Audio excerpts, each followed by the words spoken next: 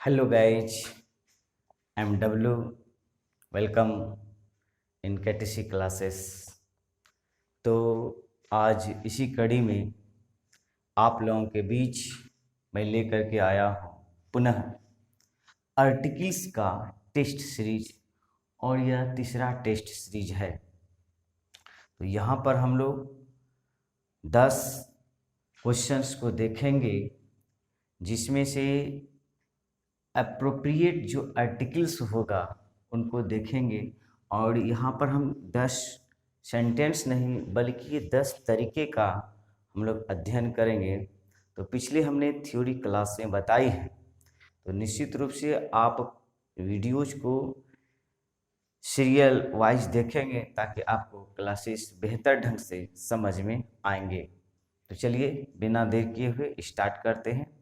और आप लोगों से एक हम्बल रिक्वेस्ट है कि आप लोग वीडियो देखते ही भावनाओं में खो जाते हैं।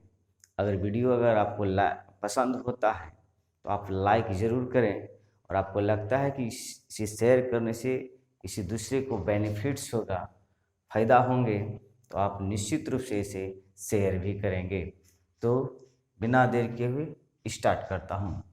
तो पहला नंबर क्वेश्चन है, half dash our is enough. इसका मतलब हुआ कि आधे घंटे की जो समय होता है वो काफ़ी होता है।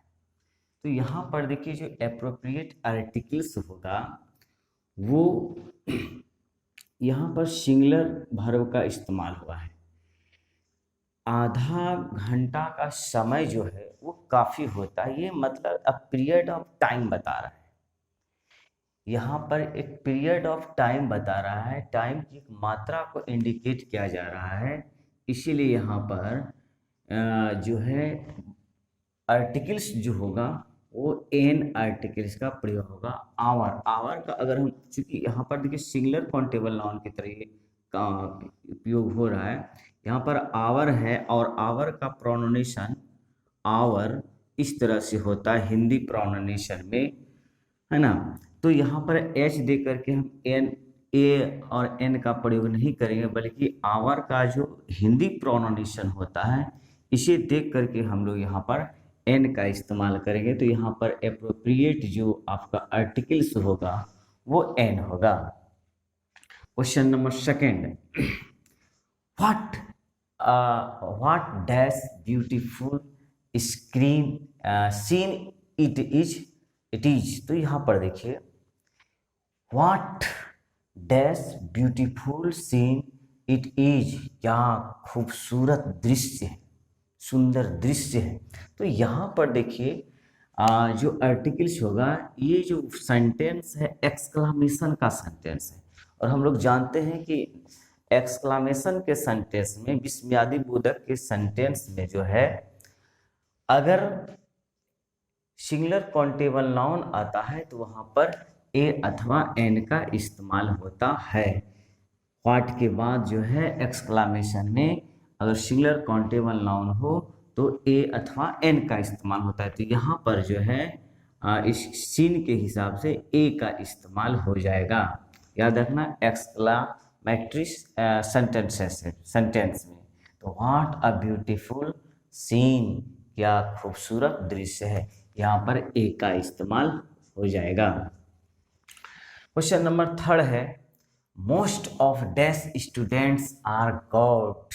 इसका मतलब हुआ अधिकांश जो है छात्राएं यानी विद्यार्थी जो हैं वो काफ़ी अच्छे हैं। तो यहाँ पर मोस्ट ऑफ, इस तरह के जो पैटर्न वाले सेंटेंसेस होते हैं, just like most of, all of, any of, half of, either of, neither of, one of, that means इस तरह के जितने भी पैटर्न वाले सेंटेंसेस होते हैं, इन सारे सेंटेंसेस में अगर इनके बाद half of, all of, any of, none of, में any of, many of, either of, neither of, इस तरह के पैटर्न में अगर इनके बाद singular countable noun, sorry countable noun आता है, काउंटेबल नाउन आता है, दैट मीन्स नॉट सिंगुलर और प्लूरल बट काउंटेबल नाउन आता है, तो निश्चित रूप से इसके पहले हम लोग आर्टिकल्स द का प्रयोग करते हैं। इसका प्रयोग करेंगे, द का प्रयोग करेंगे। तो यहाँ पर जो है most of dash students are good, अधिकांश जो हैं स्टूडेंट्स जो है वो अच्छे हैं, तो यहाँ पर द का इस्तेमाल हो जाएगा। तो जिसने द का इस्तेमाल किया उसका सही है। आगे बढ़ते हैं। क्वेश्चन नंबर 4, डैश कॉ गिव्स मिल्क, मतलब गाय दूध देते। यहाँ पर थोड़ा सा ध्यान देने वाली बात यह है कि डैश कॉ गिव्स मिल्क, यहाँ पर देखिए ये गिव्स जो है ये जो है सिंगुलर नंबर में इस्तेमाल हुआ है। तो सिंगुलर नंबर में जब इस्तेमाल हुआ है, गाय दूध देती है, यहाँ किसी मतलब खास गाय की बात हो रही है, किसी विशेष गाय की बात हो रही है, किसी पार्टिकुलर कॉ की बात हो रही है ना। और जिससे कि वक्ता और श्रोता दोनों पूर्व परिचित हैं, इसीलिए यहाँ पर जब पार्टिकुलर नाउन की बात होती है तो निश्चित रूप से वहाँ पर हम लोग द का इस्तेमाल करते हैं। यहाँ पर हो जाएगा द, यानी कि द कॉ गिव्स मिल्क, यहाँ पर द आर्टिकल्स का इस्तेमाल हो जाएगा। क्वेश्चन नंबर 5, कॉ गिव मिल्क, जस्ट थोड़ा सा डिफरेंट है, बट देखिए कितना बड़ा डिफरेंट है। डैश कॉ गिव मिल्क, यहाँ पर गाय दूध देती है, दैट मीन्स ये जनरल बात है, ये आम बात है, ये साधारण बात है, और इसीलिए इसमें किसी भी जो है नाउन का प्रयोग नहीं होगा। कॉ गिव मिल्क, गाय दूध देती है तो देती है, तो इसीलिए यहाँ पर किसी भी आर्टिकल्स का प्रयोग नहीं होगा, no articles. Okay, next 6 number, dash life we live nowadays is very hard, आज की जो समय है, जो हम लोग जिंदगी जी रहे हैं, वो काफ़ी ही कठिन है। वाजिब में आज की ज़िंदगी हम लोग काफ़ी कठिनाई पूर्ण जी रहे हैं, क्योंकि आप देखते ही हैं कि किस प्रकार से महंगाई, बेरोजगारी वगैरह वगैरह की समस्या है, और महंगाई तो कमर तोड़ रही है आम पब्लिक की। तो आज के जो समय का जो ज़िंदगी है हम लोगों की, वो काफ़ी हार्ड है, कठिन है। तो यहाँ पर जो आर्टिकल्स इस्तेमाल होगा, यहाँ पर जो होगा आर्टिकल्स, यहाँ पर दे का इस्तेमाल होगा। ये साधारण लाइफ की बात नहीं हो रहा है, आज की ज़िंदगी की।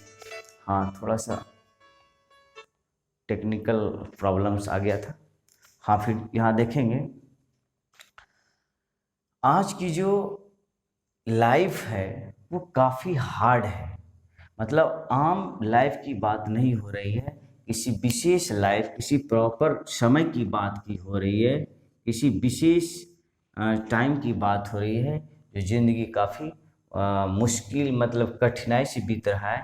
तो यहाँ पर जब किसी प्रॉपर चीज़ों की बात होती है, किसी खास चीज़ों की बात होती है, तो वहाँ पर द का प्रयोग होता है, इसीलिए द लाइफ हो जाएगा। नेक्स्ट क्वेश्चन है 7 number, turn to dash left, left मतलब बाएं की ओर मुड़, तो ये किसी खास डायरेक्शन को बता रहा है। Left, turn to the left, left मतलब बाएं मुड़ो, सॉरी बाएं मुड़ो, टर्न टू लेफ्ट, बाएं मुड़ो, किसी खास डायरेक्शन को इंडिकेट कर रहा है, इसीलिए यहाँ पर जो है आर्टिकल्स द का प्रयोग होगा। तो यहाँ पर टर्न टू द लेफ्ट होता है, जिसने द का इस्तेमाल किया है उसका सही है। और question number 8, don't hate dash poor, देखिए कितना अच्छा सेंटेंस है, डोंट हेट डैश पुअर। आप लोगों को मैंने पिछले क्लास में ही बताया था कि अगर एडजेक्टिव के पहले द आर्टिकल आ जाता है तो वो नाउन की तरह कार्य करता है, और वो भी कैसा noun, plural noun, plural noun की तरह कार्य करता है। तो आप जानते हैं कि द प्लस एडजेक्टिव, एडजेक्टिव आ जाता है तो वो बन जाता है प्लूरल नाउन, प्लूरल नाउन बन जाता है। इस बात को आप ख्याल रखेंगे। डोंट हेट डैश पुअर, अच्छी बात है कि गरीबों से घृणा नहीं करना चाहिए। हाँ, गरीबी से घृणा करो, लेकिन गरीब से नहीं। गरीबी समाज के लिए खतरनाक है, लेकिन गरीब नहीं। तो गरीबी से घृणा करो, लेकिन गरीबों से नहीं। डोंट हेट दिस पुअर, गरीब से घृणा नहीं करना चाहिए, जो गरीब लोग होते हैं, क्योंकि समय सबका बदलता है। तो इसको आप ख्याल रखेंगे। यहाँ पर द इस्तेमाल होगा तब ये नाउन बन जाएगा और ये पुलर नाउन बन जाएगा, तो इसलिए यहाँ पर द का इस्तेमाल होगा, द आर्टिकल्स का प्रयोग होगा। इसने दिया है वह सही है। तो हम लोग गरीबी से घृणा करेंगे, ना कि गरीबों से। अगले क्वेश्चन देखिए 9th number, draw dash map of India, यानी कि इंडिया का ग्राफ जो मैप है उसका ड्रॉ करो, ये इसका मतलब हुआ। तो यहाँ पर देखिए किसी खास चीज़ों के मतलब जो है मैप की बात हो रहा है, इंडिया की मैप की बात हो रहा है, किसी पार्टिकुलर कंट्री की मैप की बात हो रही है। तो ऐसे सेंस में हम लोग जो हैं, जब किसी पार्टिकुलर चीज़ों की बात होती है तो वहाँ पर हम लोग द का इस्तेमाल करते हैं, तो द मैप ऑफ इंडिया हो जाएगा। Okay, the map of India हो जाएगा। और question number 10th and last और आज का आखिरी क्वेश्चन है, some childrens had dash a school. हाँ, देखिए सम चिल्ड्रंस, कुछ बच्चे हैड डैश स्कूल, स्कूल जाने से कतराते हैं, स्कूल जाने से घृणा करते हैं। तो ये बाय नेचर्स होते हैं। हम लोग भी बचपन में ऐसा करते थे। मतलब बच्चे का ये स्वभाव होता है कि वो स्कूल जाने से कतराते हैं, लेकिन हमें ये ध्यान में रखना चाहिए कि बच्चे के साथ ऐसा बिहेव करें कि वो स्कूल जाने से कतराए नहीं, बल्कि स्कूल जाने में उसको सहज महसूस हो। और आज की जो मतलब न्यू एजुकेशन पॉलिसी 2020 आई है, उसमें इसका पूरा ख्याल रखा गया है। अब बच्चे को 3 वर्ष की उम्र से ही स्कूल भेजा जाएगा।